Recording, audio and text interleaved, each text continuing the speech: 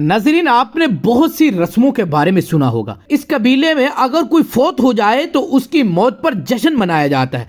Drum में भरकर पीते हैं ये शराब लोग। हिंदुस्तान में बहुत से कबाइल हैं।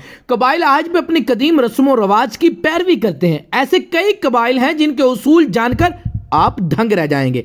आज हम आपको राजस्थान के एक ऐसे खाना बदोश कबीले के बारे में बताते हैं।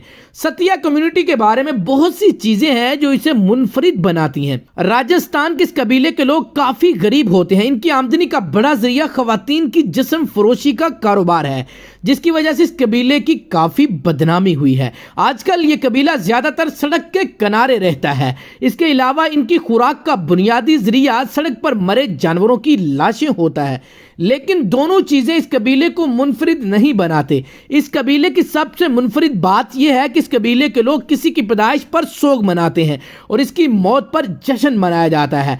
इस कबीले में कोई बच्चा पैदा हो तो ये लोग फूट फूट कर रोते हैं। इसके अलावा जिस घर में बच्चा पैदा होता है वो खाना पकाना भी छोड़ देता है। आमतौर पर आम हिंदुस्तानी घरों में ये किसी की मौत के बाद किया जाता है, लेकिन यहाँ ये बच्चे की पैदाइश के बाद होता है।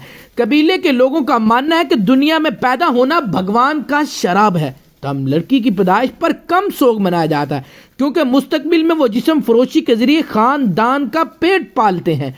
वहीं जब कोई मरता है तो वहां जश्न मनाया जाता है। लाश को जलाने तक पार्टी चलाई जाती है। इस दौरान एक शानदार दावत दी जाती है और शराब बड़े पैमाने पर पी जाती है।